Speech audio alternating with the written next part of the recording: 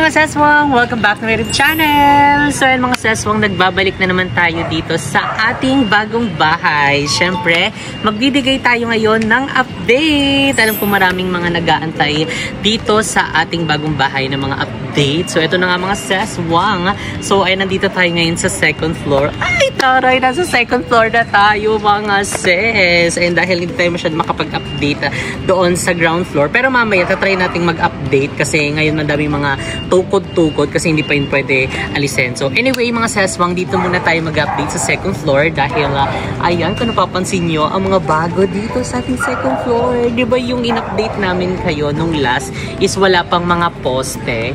Puro mga ganito pa lang siya, mga kahoy-kahoy pa lang siya. Pero ngayon mga seswang, kung nakikita nyo naman, ang dami na pong posteng mga nabuhusan na. Yes mga seswang. Oh, diba? Meron na siyang buhos. And actually, ilan na lang yung hindi pa?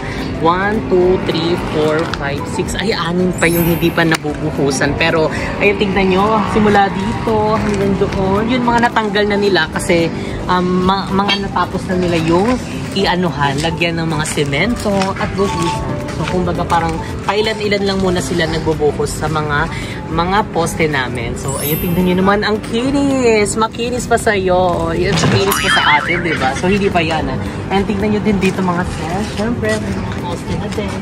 And yung ating form blocks. So, nag-akit na rin sila dito ng mga ibang mga form blocks kasi after nitong mga poste, mag-aano na sila ng biga para sa, bubong-bubong, ganyan. Tapos after nun, asintada na sila mga seswang. So, syempre, yung mga wallings na yung kanilang gagawin. So, tinatapos na lang nila itong mga poste. So, actually, ang bilis lang nilang gumawa sa mga poste. So, ganun pala talaga after maakit dito. So, mabilis na lang to lahat. Susunod-sunod na rin siya.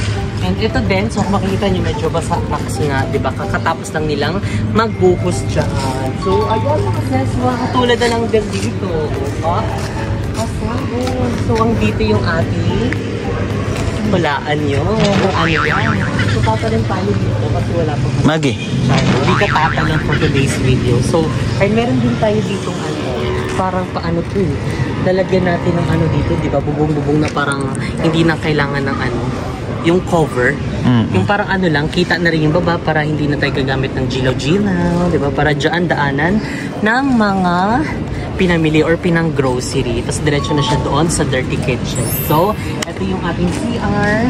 O, diba? Another CR din. Meron na namang form blocks. So, hiniwalay lang nila yung mga form blocks kasi after yan, na yan nila. Sunod-sunod na yan sila para kasi silang parang naka-timelapse yung atake nila. Pero hindi naman yung OA na timelapse ha. Basta after nyan, mga sesong ng mga poste, ayun na yung gagawin nila. Mag-aasintada na sila. And sobrang natutuwa kami sa form blocks na ginamit dito sa aming bagong bahay. Kasi tignan nyo mga sis, ang kapal niya. At saka tignan mo matibay siya. Akala namin nung una kasi hindi pa kami nakakita nito at never pa namin actually nakikita in person. Pero ayan, simula nung ginawa nga dun sa baba, ganito pala talaga siya. Tignan niyo, parang dalawang siya, regular na hollow blocks. Pero tignan mo, isang ganyanan na lang siya. Tapos ang bigat pa. Tapos malinis and na lang, siguro yung mga dugtungan na lang yung i-skim coat nila. Pero the rest, hindi na.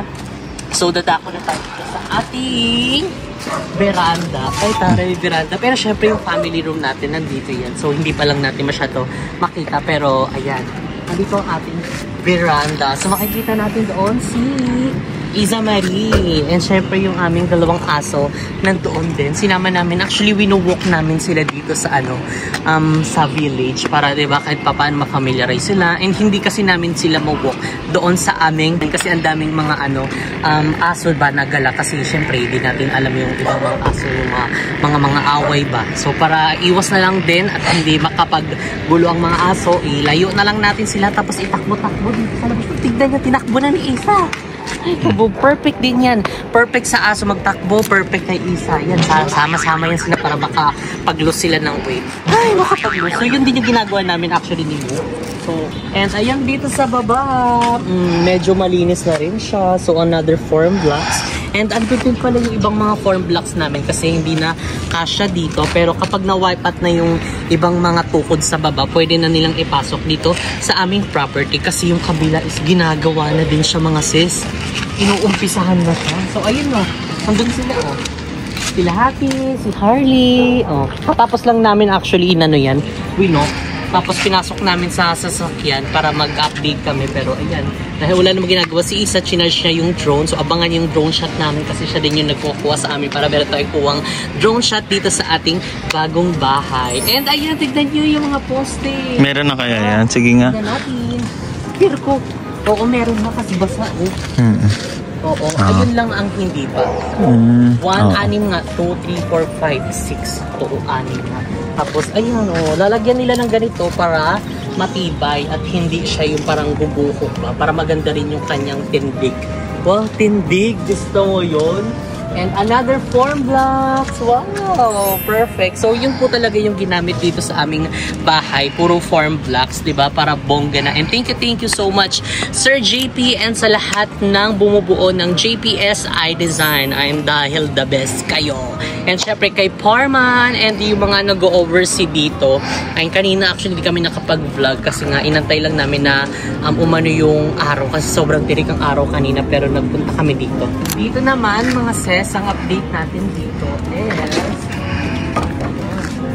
ay ito, yung magkabila ang poste hindi pa siya nabubuhusan pero napormahan na yan sila para siguro bukas iaano na nila yan, bubuhusan na nila siguro bukas tapos na tong mga natirang mga poste mabuhusan. Tapos nakaka-excite dito sa part na to, no? Oo, next week pwede na sila magbubuhos. And ayan, dito abang mga sesong kung ano yung ipapalagay namin dito kasi sobrang ito yung isa din sa dream namin na maipalagay dito sa aming bagong bahay. And ayan, abangan yung mga sesong ang ating pa mga susunod na update dahil marami pa tayong update dito and syempre para makakuha din kayo ng mga ideas dahil soon kayo na ang next na magpapagawa ng inyong dream house. So, tiwala lang sa taas and tiwala lang din sa inyong mga sarili. And kaya natin yan. Basta mag-grind lang tayo ng mag-grind at talaga namang wag tumigil at papasaan pa tayo din ay makakaraos din sa buhay, diba? So, ay ang problema nandiyan lang yan.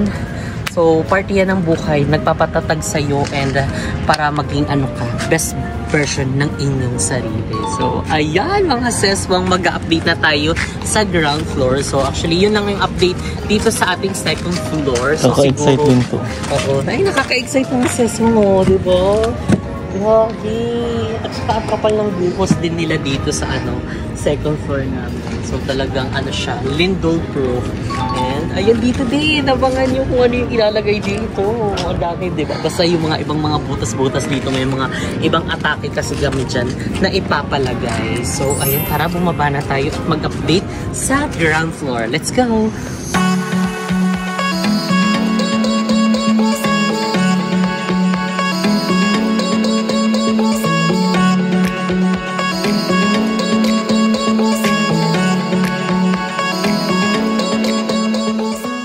So ayan, bababa na tayo. So tignan nyo ang ganda kabog ng ginawa nila. Nag-improvise sila ng hagdanan habang wala pa ang ating hagdan. So tara, baba na tayo. So careful lang kasi nga baka sumot ang tiil. Maggie. Ayan so dito medyo lumuwag na din siya. Ayan po. Kasi before, yung pumunta kami dito, yung last update namin, wala kami ma-update dito kasi nga ang daming mga mga nakaganong mga kahoy. Pero ayan paunti-unti na babawasan na nila at natatanggal. So ayan, dahil kailangan din nila hindi biglain ang pagtanggal sa mga support kasi syempre hindi pa naman super okay nung buhos na yan. So kailangan pa ng ilang araw pa bago tanggalin. Pero parang next week pwede na siya tanggalin lahat. And ayan, tignan nyo dito mga sis! Napasabog! Para kahit papano mga sis, kapag umulan, meron sila ditong mapapandungan or masisilungan, di ba?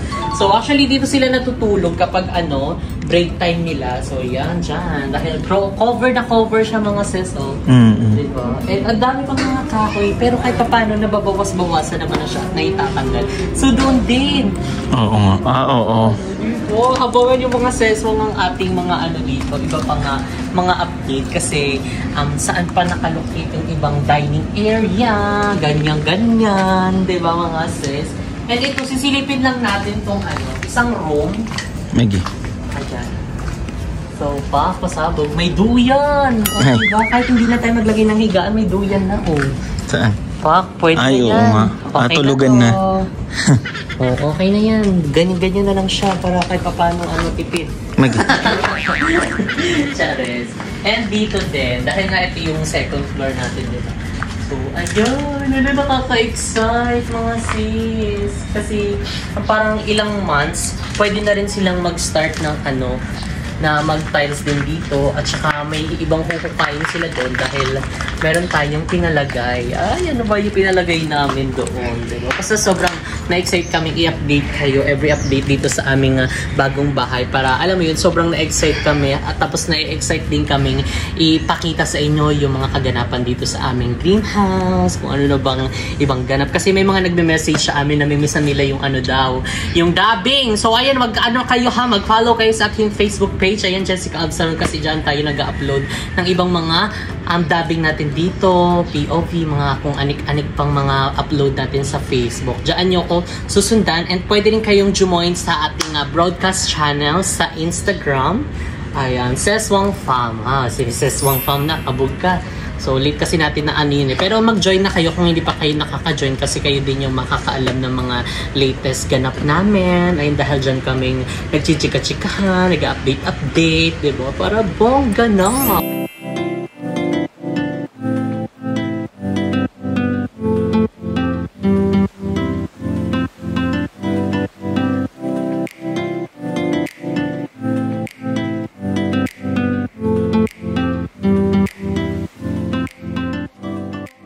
So, hi mga sis! Well, nandito na tayo sa bahay. So, ayun ngayon is nagluluto kami ni mama ng ulam ng mga aso. So, dahil sila ay nag-iinarte sa mga pagkain binibigay. So, ayaw nila yung dog food.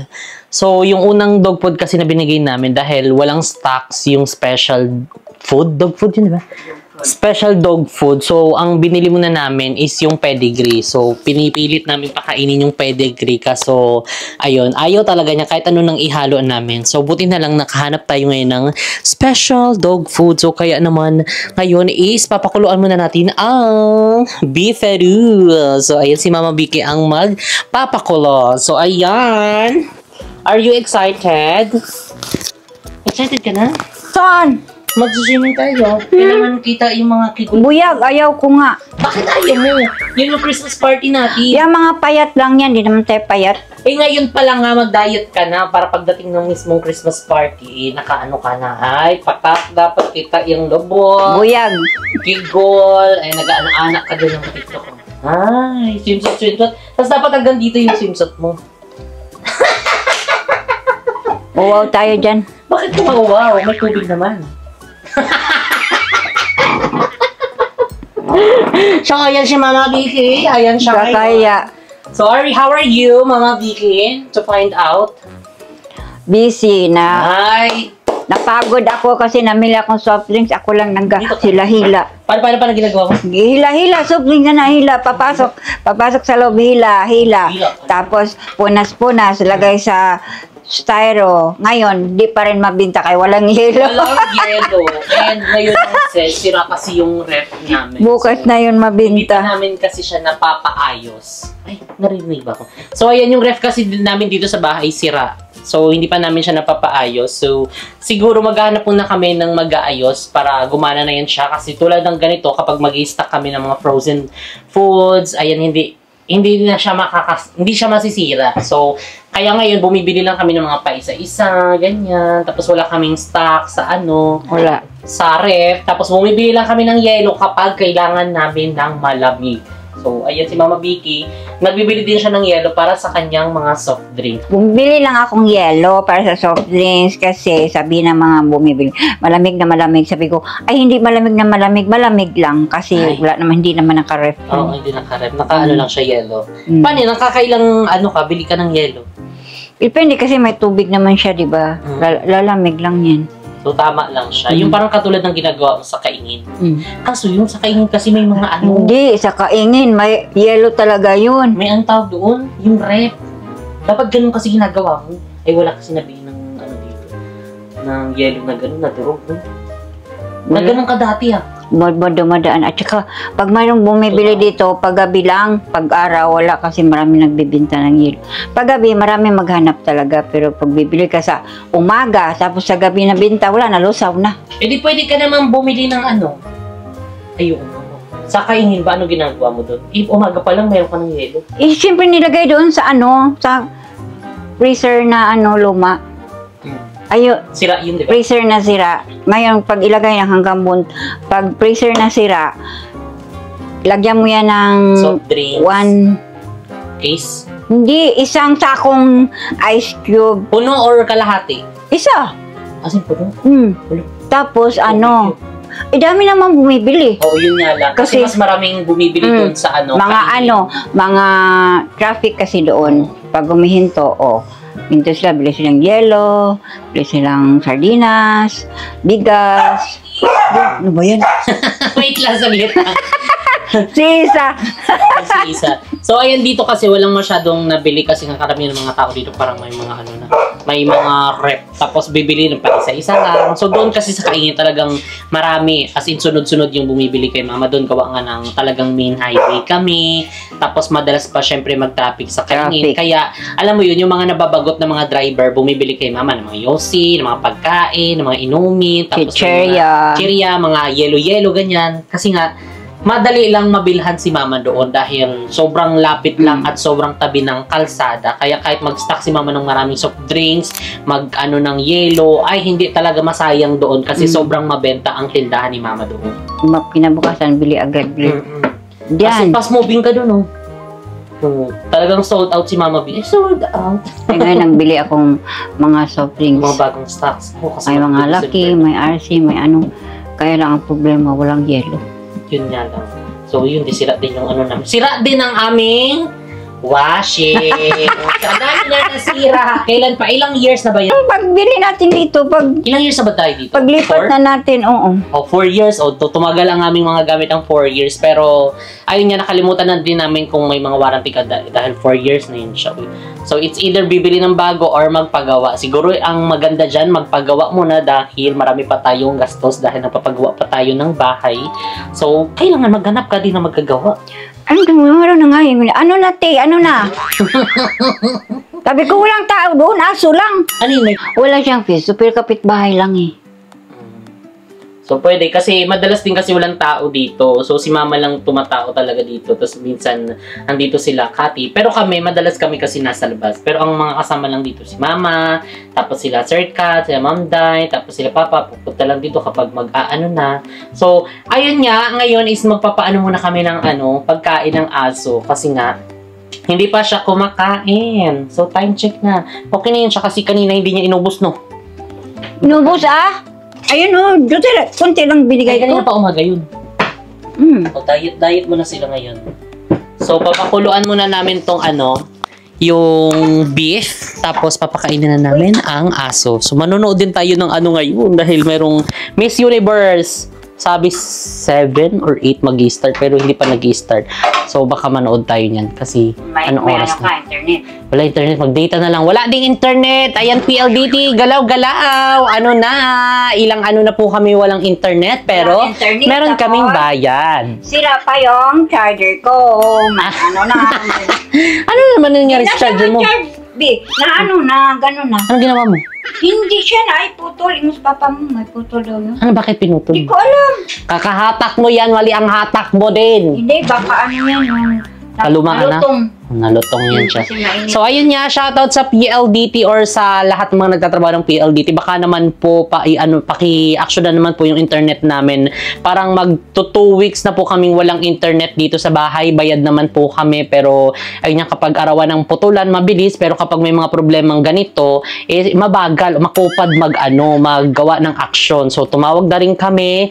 Nakailang balik-balik na din dito sa bahay yung mga mag-aayos. Natatakot na rin kami sa safety namin dahil nga syempre pabalik-balik na dito. Alam mo yung parang maano ka din na baka makabisado yung bahay, mga ganito ganyan. Syempre, 'di ba? So ayun, di namin alo kung ipapatuloy pa namin yung PLDT pag naayos ngayon or pag hindi talaga mag-change na lang kami ng network kasi sobrang hassle nito dahil nakakaano din siya, nakaka-apekto din siya sa mga trabaho namin kasi syempre mga work namin is more on online talaga, so need namin talaga ng internet and hindi na talaga okay yung PLDT dahil parang ilang beses na nagbalik-balik yung PLDT mag-aayos, no? Una, inayos niya. Tapos binayaran na, binigyan pang tip. Oo. Bakit wala pa rin? Hindi gumagana. Sabi niya, gumagana na ito kahapon. Sabi ko, hindi nga ako nagtitiktok eh. Paano ko makatiktok? Walang internet. Sabi niya, sabi ko, di ba, kung inayos pa na ni mo, Correct. may internet, naka-tiktok na ko. Tingnan mo, walang tiktok. Tapos syempre, ayun nga, kakaayos lang, tapos kinabukasan Oo. sira agad. Anong klaseng ayos yun? Tawag naman. Sabi niya, ito daw ganun sila. Sabi niya, pinalitan ko na, ganito, ganyan. Pero, ayun mga seswang, wala naman bayad yon, kumbaga tip lang yun. So, hindi naman namin sinusumbat yung ano na yun, tip na yun. Kumbaga, syempre, kakapunta dito, binibigyan namin ng tip. So, pero syempre, kasi nga, alam mo yun, parang, ang ano is parang hindi naman naaayos yung talagang dapat nilang ayusin sa internet namin. Pero, yun nga, hindi naman din nila hingi mag-tip kami. Pero naano lang din kami, naawa lang kami sa mag-aayos. Pero kasi, abang tumatagal, naano namin na, parang pailang beses na nag-aayos-ayos dito, parang hindi pa rin maayos-ayos yung internet. Maayos man, kinabukasan, wala na naman. Parang paulit-ulit, magtatawag ka, bibigyan ng ticket para puntahan ng technician, pero wala pa rin talaga. So, PLDT, ano na, galaw-galaw. Di ba ka-TikTok ang Mama Vicky? Tignan mo, nanghihina na. Tarabong, tarabong, tararari. TikTok, sila pa yung charger, ambot. Ambot sa kambing ka na ibang. Kasi, Wala pang data. wala pang data kasi nga walang Internet. Tapos sabi, pagpaload ka, wala, mahina ang smart. Mahina ang smart. So, magpalit ka na din ng cellphone. Itapo na yung cellphone na yan. Magsayaw-sayaw ka na lang dyan sa court. So, ayun lang mga seswang. Quick ano lang tayo. Catching up with Mama Vicky. Ayan, dahil abangan nyo sa kanya mga TikTok. Pag nagka-internet na, dahil may mga, ano yan, pending post ka pa ba? Oo, kasi dapat si ano yung nag-birthday nung November 15, dapat sasayawan ko siya, di ako nakasayaw. Sira pa yung charger ko. Correct. So, ayan si Mama kasi sa mga friend niya sa TikTok o kaya sa Facebook, kapag birthday, sinasayawan niya, inaalayan niya ng sayaw sa TikTok. So, kaya, ayun, hindi si Mama makapag-TikTok at saka yung mga pending post niya sa may mga nag-birthday na, tapos na yung birthday, hindi pa napopost. Pasensyahan nyo lang po kasi PLDT po talaga ang may problema. May video na po si Mama Vicky, i-upload na lang po. So, yun lang mga sis. So, see you tomorrow. Bye. Thank you. Maraming salamat.